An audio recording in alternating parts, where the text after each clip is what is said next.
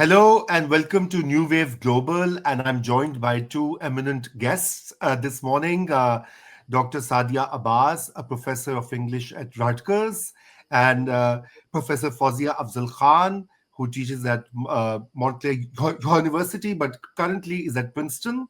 Welcome to both of you. And we are going to be talking about the Mamdani moment and this historic victory by a 34-year-old South Asian, African, American, with multiple identities. And what does it mean for these times? What does it mean for American politics and American culture? And how far is this movement real or sustainable? And what are the future directions that our panelists see in Mamdani's victory? I will start with you, Sadia, and thank you for being here.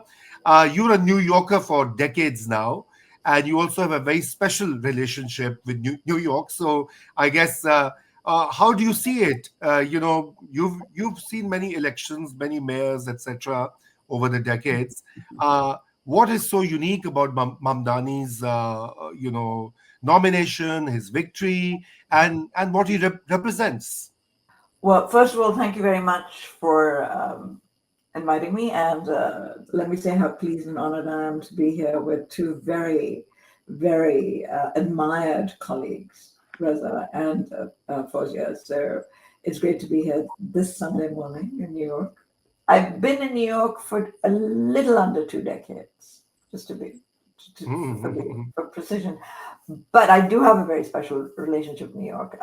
New York is the city in which I learned, I like to think, of how to walk alone when I came to the States in 1988 to study. I would come from Boston, the greater Boston area, when I was a college student, and I would walk all over the city on my own. And it's a city that I have loved for a very long time, and so when I had the opportunity to move here in 2008, I did everything I could to move, right, and the walk that Mamdani did the length of Manhattan. For instance, I did that when I was an undergraduate once, just for myself, for no other reason. So, and I have to say that as a New Yorker, as somebody who has adored the city, I am very excited about this win. I mean, there is no getting around it, and for everything that it represents, and also as an American, that's half of my identity. And as a Pakistani American, I am very excited about it for everything it represents. And I'm excited for what it might signify for the future, what I'm hoping it will signify for the future. That I think that's what I want to lead with, right? Because I think I don't want that to get lost. What I think is sort of has also been happening in New York City, and this, and I will say it in personal terms, is that even in the last 10 years, the city has felt very heavy. And some of this love that I'm talking about, that I've had since, I was a teenager, has been very sort of under attack in some ways. I mean, I felt that that I was losing it in some ways, that love, precisely because I felt that the city was so under the grip of neoliberalism. Right. So I started saying about 10 years ago, actually, no, about 13 years ago, I was living in a Washington Heights apartment, in a rent stabilized building, by the way, that that I felt like the kind of developers had the city by its throat. And what happened was that the building that I was in was bought by developers, and in about a year or two, they hiked the rent about 3 times. But the effect of it that was so devastating for me personally, right, was that people who had lived in that building, it's a working class migrant building, right? There were working class people, and then there were kind of middle-ish class people, and it was a non-white neighborhood, largely Dominican, right, Mm. were priced out in Mm. about a year or two. And it was gentrified so rapidly and so ruthlessly. So kids that I had been seeing growing up in that building, gone in in something like a year, a year long period, right? And I remember just being devastated. Now I have to say that and you would know this as Pakistani fellow Pakistanis, we come from elite backgrounds, right? So it wasn't like, I didn't have much money because I'm just a professor, right? I'm a professor's salary, and it's my own money, right? So it's a single professor on a professorial salary. So I could afford much more, but back then at least, I'm doing much better now, and I wasn't tenured. But it wasn't about me. I loved my neighborhood. I loved my neighborhood. I loved that building, right? Mm. And I just remember being so devastated by what happened. And it was also like I stopped going to Midtown and downtown Mm. because it was so like that because it was just like everything that I loved about the city seemed to just have disappeared, and to that what I remembered even as a teenager. And so part of what I feel, and I was out canvassing just very briefly, like I cannot claim sort of campaign proximity. And a lot of people are going to be claiming Mamdani now, and I'm not one of them. I wish I had done more for the campaign, but I've not been able to. I haven't been well, and I've been out of the country most of the time, right? But I've wished him well from a distance, and I've always thought that he could win if given the organizational capacities that the whole movement has brought to bear. But one of the things I saw even when I was out canvassing in Harlem was, but even before I was out canvassing, is that a lot of New Yorkers I know, and I'm one of them, Mm. right, have fallen in love with the city again. He's enabled that, right, and his Yeah. campaign has enabled that. And I want to say that, right, as somebody who who who moved here out of a real adoration for the city. It's a city that I associated with my own youth, right? And now I'm part of the auntie generation, right? That's all rushing to claim Zohran. But back then, which is cool. Right? I like that too. But it was, but it's more about the city, right? Mm. Yes. And energy in the city has changed, right? And as a Manhattanite, I'm thinking of Upper Manhattanite, right? And Rosa, you're a fellow Manhattanite now. Let's actually be Yeah. clear about this. Yeah. A long-term Manhattanite. I have to say that it's just beautiful to see people that I've seen just kind of like there's a swing in their step, right? And I think it's our duty, and this is where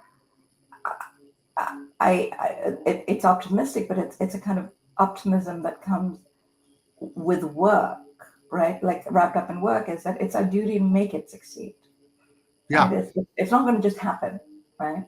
So Right. that's where I think the commitment is, right? That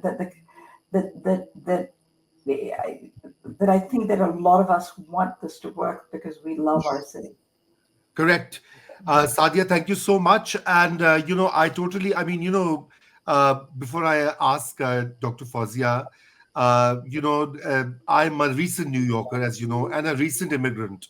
So Mhm. for me, the issue of affordability, I'll be very honest with you. I know there's much more to Mamdani or the politics, but for me, that really resonated because you feel that every day. You step out of your house, or Mhm.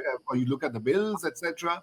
So obviously, he was touching the right raw nerves of all the voters. But more importantly, I think this diverse coalition that he managed to put together, Right. that is so remarkable because my students, they all are New Yorkers. And I could not believe the overwhelming. So not a Mm. single student said that they're not going to vote, not going to vote for Mamdani. And I asked them why, and it really, really intrigued me for the reasons that they gave. That not only that, he had connected them with on social media, he speaks their language, he uses the same instruments. And a lot of these kids are also, as you know better than me, have a very unique, diverse background, because somebody's parents have migrated from Central America, then they moved somewhere else. Now they came to New York, and New York is unaffordable. They all are struggling to live a half decent life. So, Professor Fawzia Afzal-Khan, on this issue of movements, you've been very active with the Palestinian movement, with students, with faculty. Of course, you've been slandered in the process and whatnot, and paid a price. But how do you think that Mamdani's victory and what he has mobilized is also linked to this particular moment when there's an unprecedented consciousness on the issue of Palestine in a country, in a city where PEP, progressive accept Palestine, uh, Yeah. remains the banner ideology.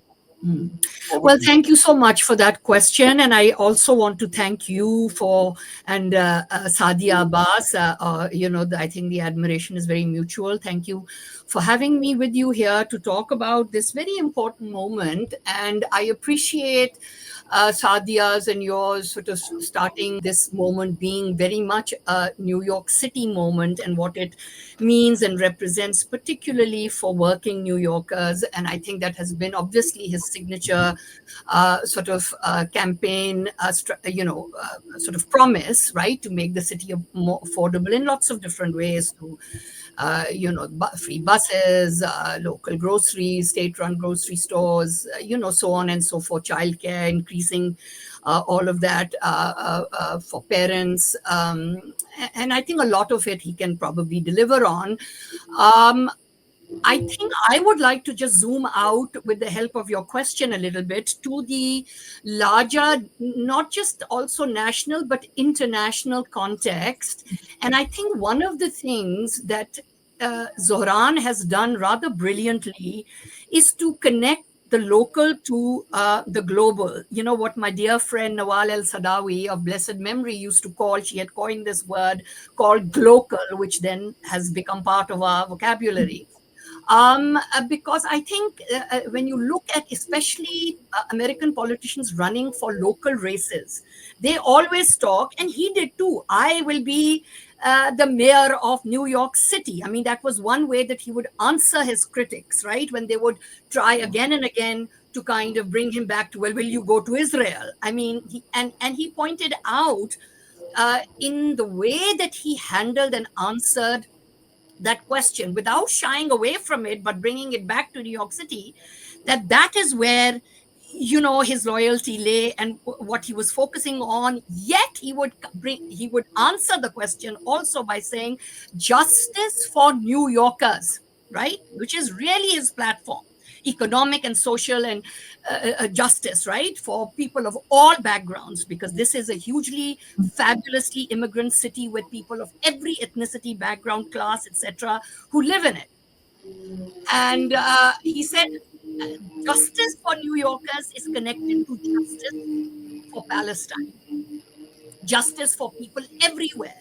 And I think that is what really spoke to people, particularly the youth, who you have mentioned as in your classes. I know Sadia must have students who have been the same. Certainly my students, both at Montclair State, which is my 10-year home, but also now at Princeton.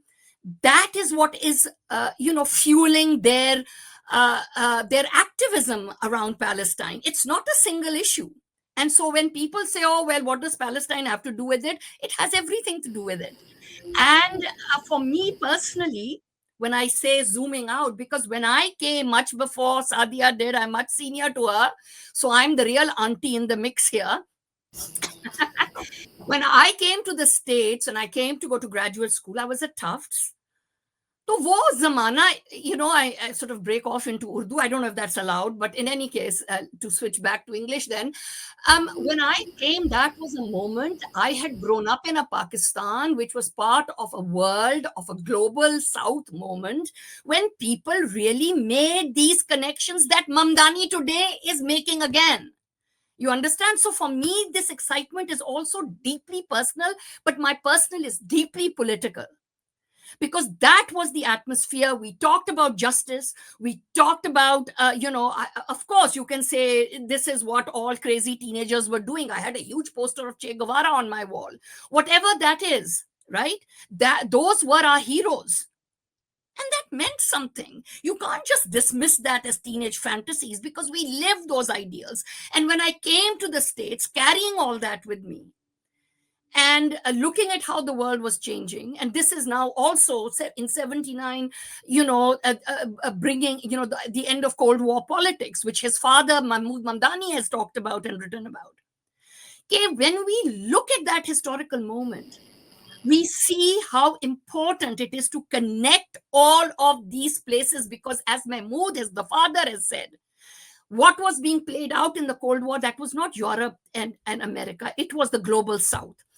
That is where the Cold War was being enacted, and we have all suffered, us in Pakistan particularly. So yes, of course, this is personally very important to us who have gone through that. And when I came here, I wanted to make those connections, and I was, with the help of 4 or 5 others, students who thought like me, some from Lebanon, a couple from Iran, one American from the Midwest. We started the first ever Committee for Information on Palestine, because I saw the connections.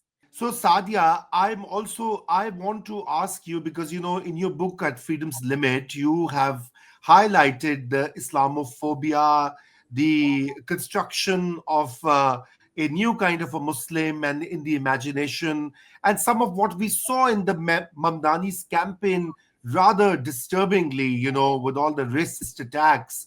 So, how do you see Mamdani and his movement and all the young people, the young Jewish voters, the young South Asians, the young Asians, the young white Americans, responding or sort of undoing that horrific legacy of 9/11? I mean, is Mamdani a kind of an antidote to that? I actually want to pick up on what Fawzia was saying, and then and connect it to the war on terror part, right? This is part of the reason, I suggested we have this conversation when I called you up and sort of like when I was like, and also saying, because I thought that we needed to, right, was in some sense that, of course, so I'm answering the question as a New Yorker because that's what I was asked. But of course, what's interesting to me about Mamdani is precisely that he's part of a historical moment, right? And that historical moment is an internationalist moment again, right? Is among other things, right? So part of what's interesting to me is I've sort of lost, by the way, just so you know, on my end, the sight of you, Raza and Fawzia. So I Can you used still to. hear us? Okay. Can you hear me? I can so hear we you. can hear Okay, you, good. and at least from my end, I can both hear and see you. So Okay, why don't great. you go ahead and Sorry complete? about that. It's just very hard for me to make sure. But part of what I think is important is, right, that so I was answering the question as a New Yorker on one level, right? But what is important, I think, is that New Yorkers, like everyone else in this country, but certainly New Yorkers and immigrants, have other histories as well, right? And those histories are international, but America is also international. I mean, it's in the world. Yes, of And course. part of what the Mamdani campaign has done, unlike a lot of American politics, is make America part of the world again, right? Now, it's interesting because when American engagements with the world are normally diktats, even in electioneering, they're not about we're part of the world. This is what we're going to tell the world when we get elected. Exactly. So part of what's so interesting about the campaign is what we would call, even before we became post-colonial scholars, before post-colonialism was a mote in anybody's eye, third worldism. Yes. Right, and this is where Mahmood Senior, Mamdani Senior, Mahmood's work is interesting, but also where Mahmood's naming of Mahmood and Mira's naming of Mamdani Jr. of Zohran is interesting because his middle name is Kwame. It's Nkrumah. It's after Nkrumah, right? Absolutely. So when he quotes Nehru in his speech, and this is, as a post-colonialist, I'm watching it, so it's not just an Indian moment. No. Right? It's not at all. It's a Bandung moment. It is, right? It's a kind of non-aligned moment. It's yesterday. Yes. We talked about it on the phone, right? Which is, Fawzia said it, but it was also what I was thinking. I'd been writing a piece that morning, right? That is part of where I'd already written that, which is why I was so excited, which is why I sort of said, let's have this conversation. I just written a page on that because I'd been writing also about for the past year and a half about some of the work that I'm doing in my current book, on some of the work that Mahmood has done in his book on neither, what is it, settler nor native, and so some of what's interesting to me, and also about even the importance of Mira Nair's early work, which, I mean, Salam Bombay was released the year that I came to college. It was 1988, and Mississippi Masala was released while I was in college. And Mira Nair came to Wellesley College, which is where I was a student. Wow. And I had an argument with her about Salam Bombay at the time. She probably doesn't remember it. And I met her subsequently because we moved in the same circles. But we had an argument about Salam Bombay at some level, right? Because I was like a bratty little lefty kid, right? And I was just like, what about the street kids, you know? And we're talking about Hanif Qureshi and all that. But the point was that this was a formative moment for post-colonial studies. It was 1988 when Salam Bombay was released. And I remember watching Mississippi Masala in a theater in Cambridge, Massachusetts, with one of my Black friends and one of my white American friends, and realizing what a huge thing it was, right? But to have, and then of course think about what it did to, even, we're cultural studies people as well, right? What it did to diasporic filmmaking, because Gurinder Chadda's Bhaji on the Beach comes after that. And I was just looking at the dates. I think it was 1993, right? So there's a whole trajectory which we now take for granted, which seeds this moment. But so there's, so that, as you were saying yesterday in our phone conversation, Bandung, sure. But as I'd also written, and I'd been writing for 2 days before that, but what I'm also thinking about when I'm hearing that speech, and I will get to 9/11, I promise, Raza, but I think that we can't talk about 9/11, as I also argue in At Freedom's Limit, until we've actually talked about those earlier colonial and anti-colonial moments, which sort of disappear around 9/11, right? Even from our scholarship. And part of what's going on is that that in Mamdani's work, Mamdani Senior's work, I mean, a lot of those issues are getting played out. He's trying to think through the failures of the post-colonial state, right? Which Uganda's, say, even expulsion of Indians is about, and which is very much an influence on Mamdani's own work, right? And his work on minorities and so on. So, but Zohran's middle name is Kwame, after Nkrumah. Nehru gets quoted in his speech. So Nehru is not there simply as a South Asian. He's there as part of a certain moment of post-colonial internationalism. Now, it happens to be the case that that particular history has disappeared from Indian American life, which has become very Modi-oriented. So it's a shot across the bows of the Indian American community as well, which has a particular diasporic relationship, right, with a certain Hindutva element as well. There's all kinds of stuff going on. So when Fawzia is talking about the Palestine organizing, right? Of course, Palestine's utterly fundamental because because it's in some sense the unresolved colonial question, right? But of course, we can't even think about Pakistan if we don't think about Palestine, because all of those partitions, Ireland, Pakistan, uh, Palestine, are part of the British colonial enterprise. I was in London with Gilbert Ashkar a few months ago, and who's just come up with a new book, the Raza Catastrophe. And one of the things Gilbert and I were talking about, because I'm writing about border making and in my current book, and about minoritization and about migration across the world. And one of the things he said was the British left a series of ticking time bombs across the world, and they keep exploding, right? So in some sense, so when Mamdani is talking about these things in the US, right, he's actually reminding us that America is part of the world. Now, come back to and there's a lot more to say, but I'm going to shut up here because I don't want to go on and on. But then come to 9/11, and one of the things that I argue, and I'm free to observe it, but I think that it's really important to keep in mind, is that 9/11 repurposes colonial politics and kind of brings it back, and takes Cold War politics and brings a certain kind of racialization into the politics of Islam again.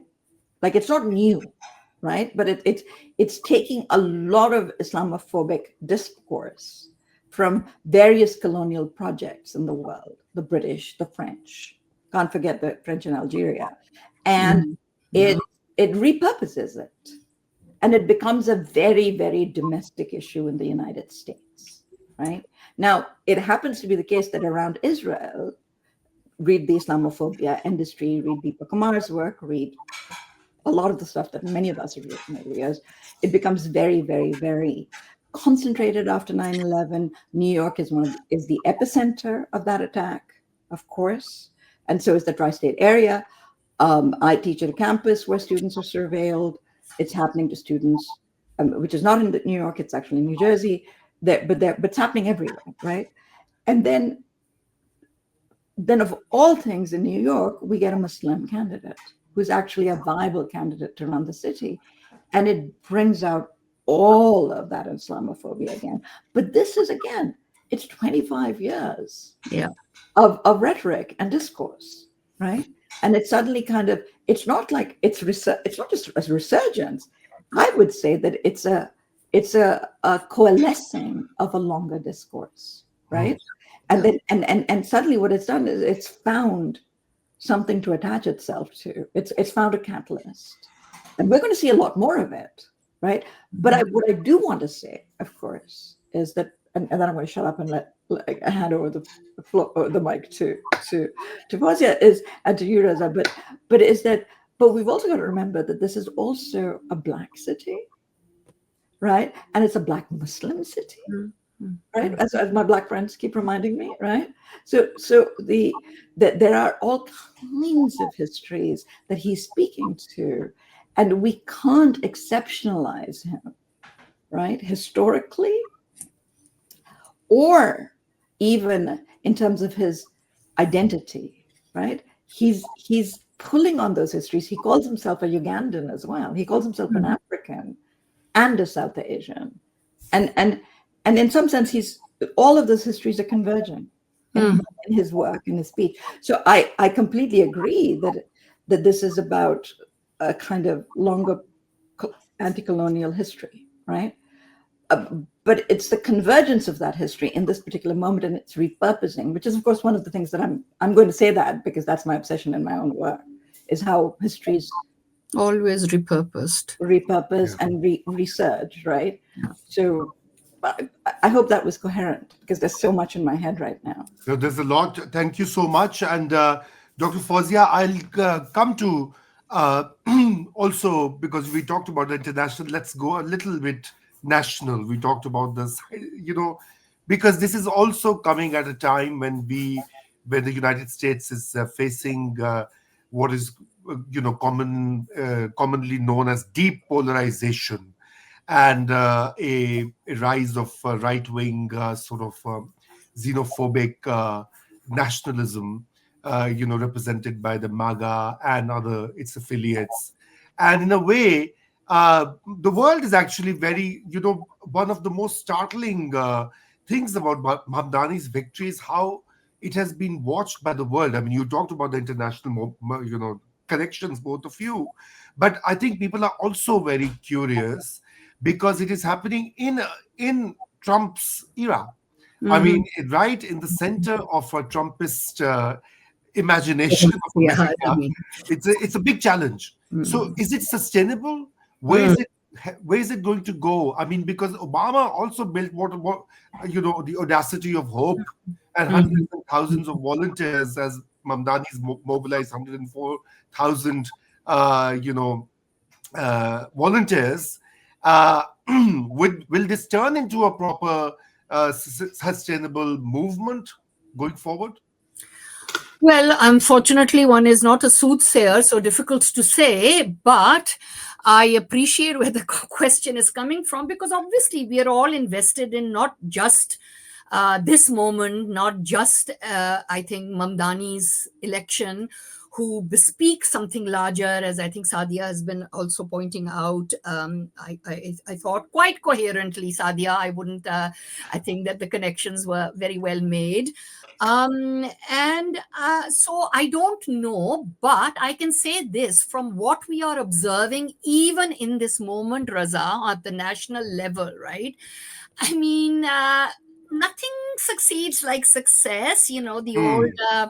saying. And frankly, there are MAGA, people who are running away.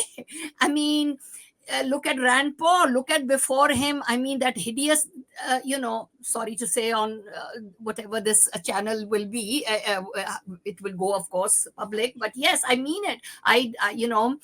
I'm not afraid to say that hideous Marjorie Taylor Greene and all of these sort of really right wing MAGA types, including, of course, Tucker Carlson, they have abandoned ship. Now, will that be sustainable?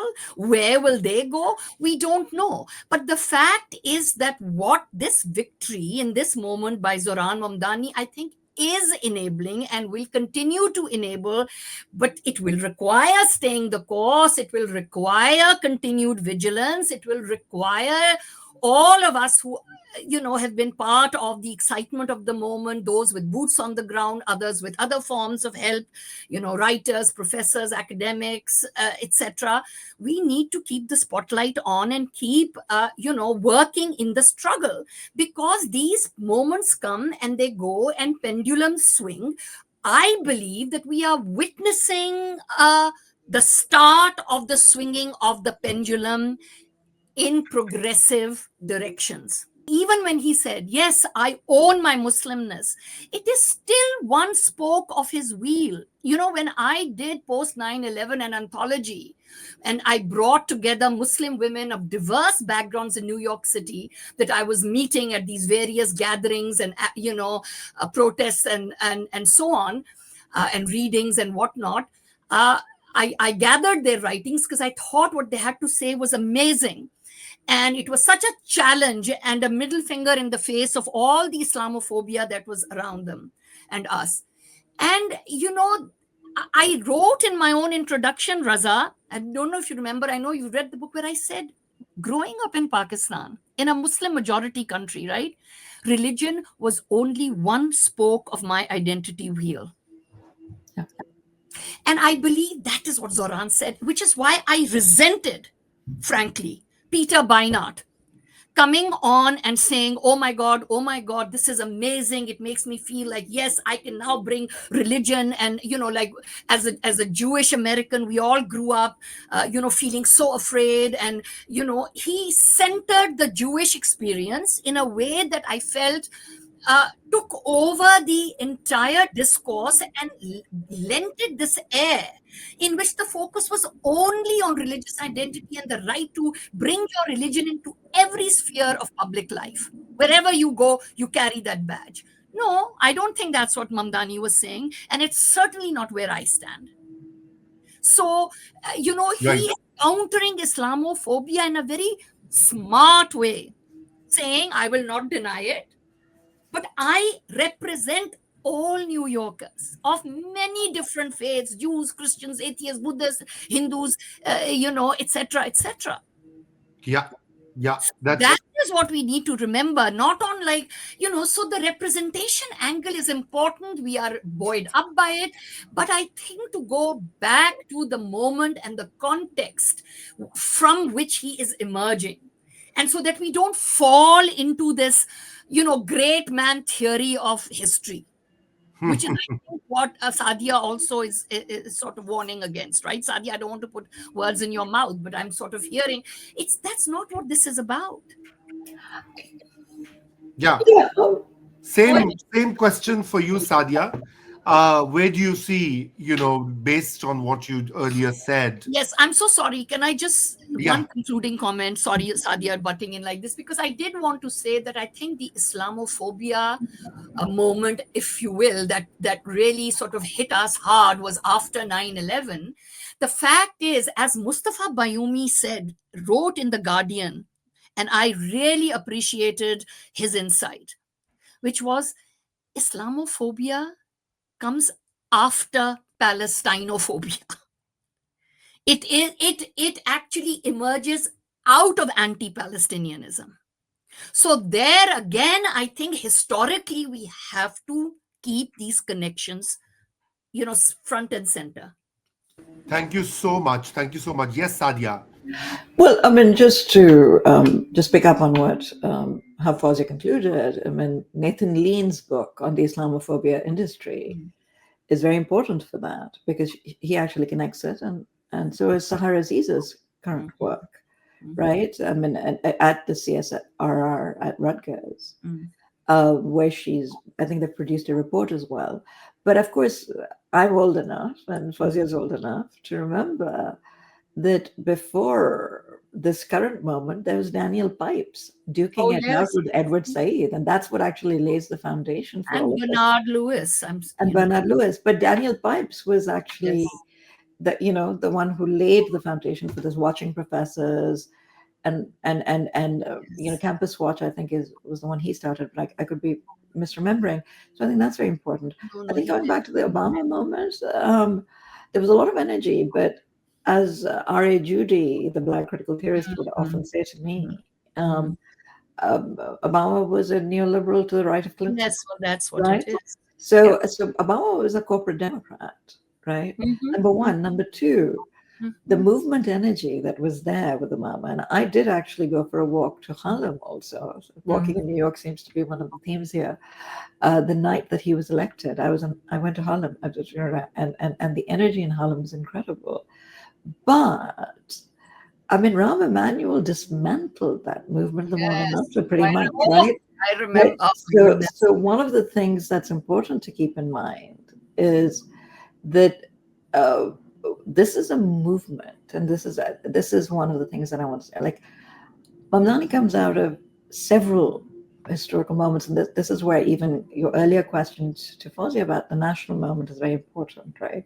There's a response to Trump, yes, and maybe Trump is the catalyst. And again, Fawzia and I were having a discussion / argument about last night about what the catalyst is here, right? And I don't know, I don't have answers, right? I mean, my usual position is if I can just about grope my way to posing the right question, I feel like I've just about gotten some clarity.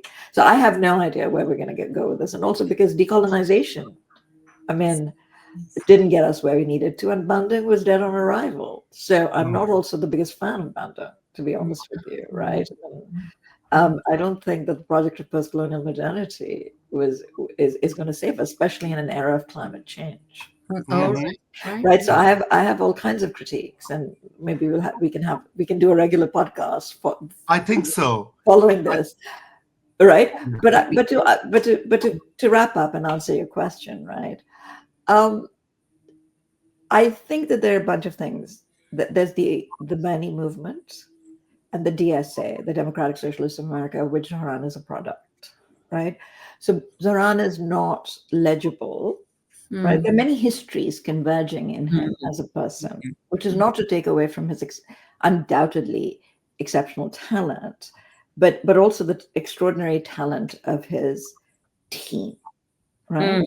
But what I want to say is that there are histories here, immediate histories as well. We've talked about the longue durée histories, and those immediate histories are the DSA, Bernie's revolution, right?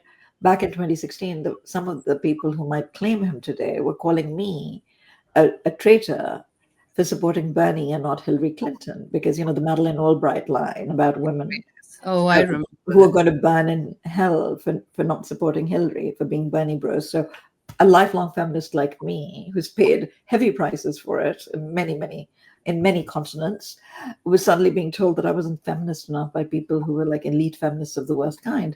And I was just like, really? Are we really having this conversation? So an inheritor of the Bernie moment, right, and our revolution, remember that he's, as far as I remember, in the same neighborhood as AOC, right? So very much that kind of movement building, right? The door knocking that led to AOC's election, which was inconceivable until she got elected, right? So the idea that campaigns come not out of TikTok, which everybody's talked about the social media, but it's the door knocking also that people have forgotten about. So those are some of the trajectories. But then there's another trajectory as well, right? Which is something like the New York Taxi Workers Alliance, the largest immigrant union in the United States, which has been around for something like, I don't know how many decades, right? And it's an on-the-ground New York City phenomenon. And we've forgotten, or we haven't quite forgotten, but we haven't fully grasped that the citation movement that gave him the leg up is not, right, the aunties in houses. It's actually the taxi drivers, but the taxi drivers were actually mobilized and turned into an organizational political force by the New York Taxi Workers Alliance. Right. And that is, and his hunger strike wasn't this kind of individual thing. He was hunger striking with taxi drivers who were with the New York Taxi Workers Alliance. This was a movement, right? He's a movement creature as much as anything else. And he talks about the people. So I'm all for sort of talking about his brilliance, because he is clearly also witty and brilliant and charismatic. But I think it's very important to talk about the movement that produced him, because if he is going to deliver, there has to be continued organization. But I also want to quote something that was said to me by a canvasser the day I was in Harlem. And, you know, Mamdani dropped by with the canvassers, but afterwards one of the canvassers who was with the DSA said, we have to hold him accountable. Yes, of course, always. Right? So it's not about just venerating him. It's about now he's in power. Everybody's going to want a piece of him. We admire him. We wish him the best. We want to help him. We'll donate to the campaign, to the 501c3. Maybe I'm happy to help out. I've donated already to the transition. Sure. But I'll donate time, which to me is much more precious even than the little bit of money I might give. But I want to see him deliver, but we have to make him deliver, but we have to help as well. We have to work, right? It's not going to just happen. It's not. No. You know, Sadia, I was looking at something on the net from Bhaskar Shankara, who is the editor of the Jacobin and also the Nation. I think, isn't he the president of the Nation now? Yeah. In any case, he is also DSA, and he made very similar points, and also was saying in that interview that exactly to underscore the importance of both this movement building, and that someone like Zohran, who he had gotten to know when he came into the movement, who he was, how he got started, his own political journey, and that in his case, he really was part of the movement. He started out as a campaign worker himself, and during all of that work, that on ground, unglamorous grunge movement building work that he was doing to support other candidates that he believed in, is when he realized that he had qualities that he could really sort of use for the greater purposes, to join, to further the goals of the movement. To he didn't suddenly decide after, oh, I want to run and then join, let's look for something to join. I mean, that's not how this works. So he is very much somebody from within these left progressive activist movements. And I think bringing up the taxi workers is extremely crucial, because they were really the boots on the ground. And I mean, here is where Roman, who is now running for governor of Georgia, who was denied by Kamala's campaign, right, at the at the Democratic National Convention, to actually be able, to have a turn to speak when the genocide is like really, happening full steam. She is now running for governor, and she talked about how, in Georgia they have this term where they say,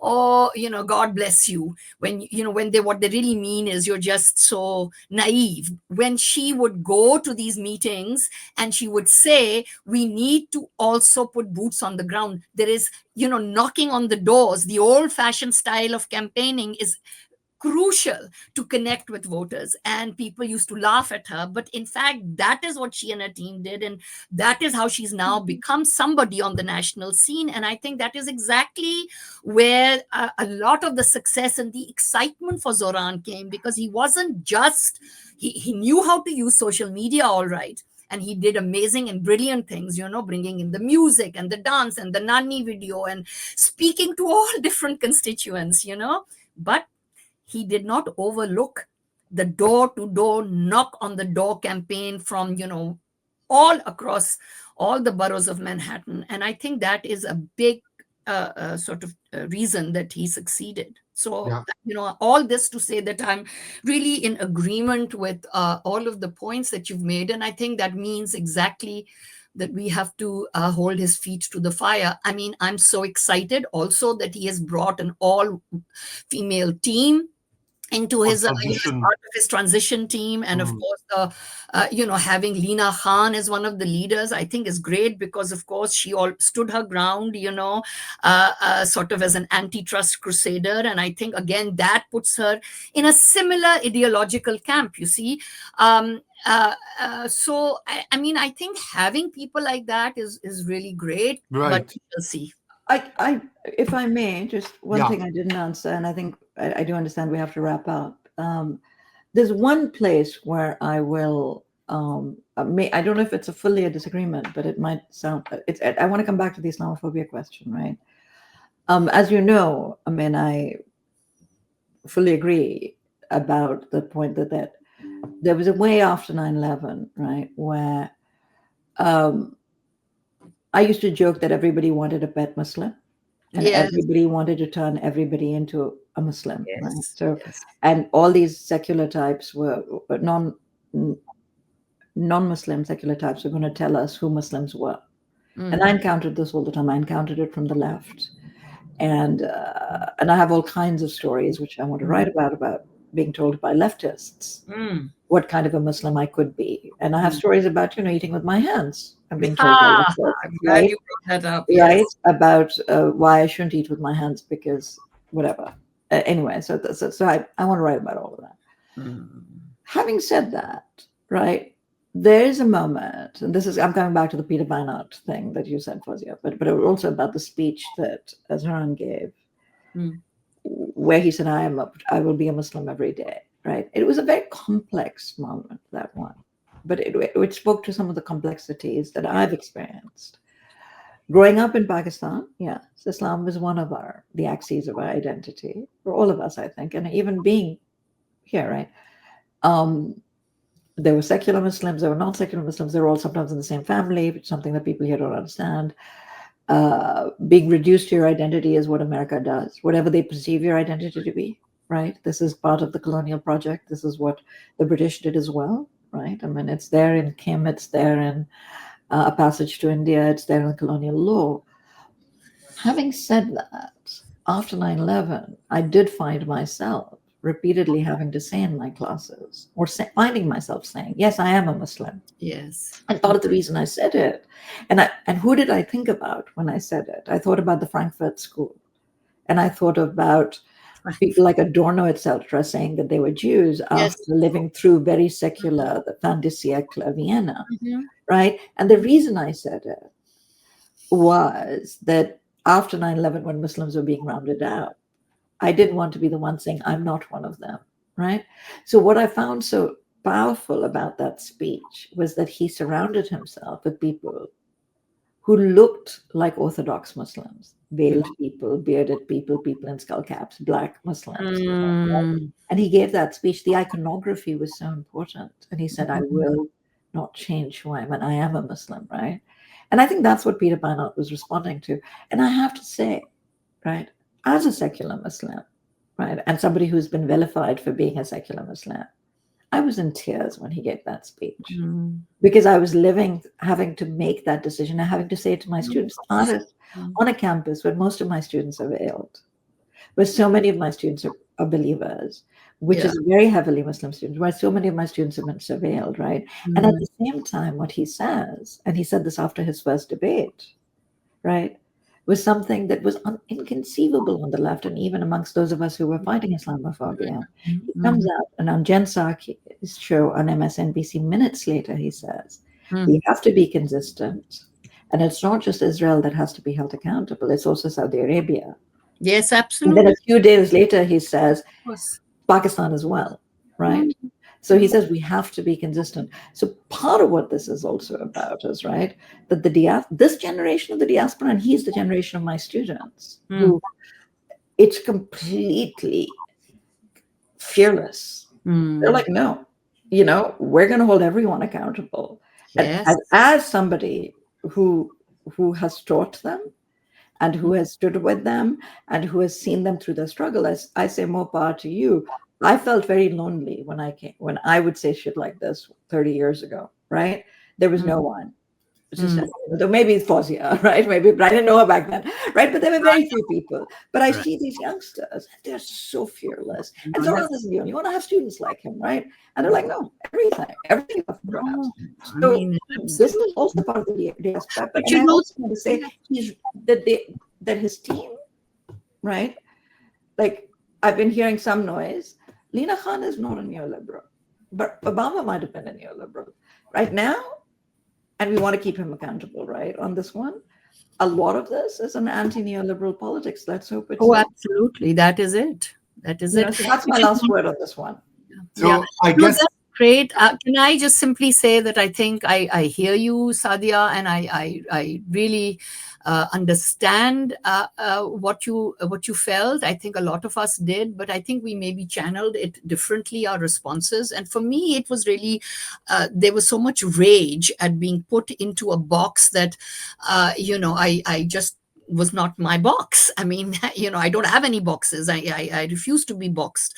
So for me, it became a challenge, right, to create, because I'm a performer, because I write plays, because I do all of that. I mean, I came out talking about how this speaking as a Muslim woman was this utterly vacuous, anti-intellectual, all of the things that we detest, which our colleagues were falling into, other academics, never mind the outside world, right?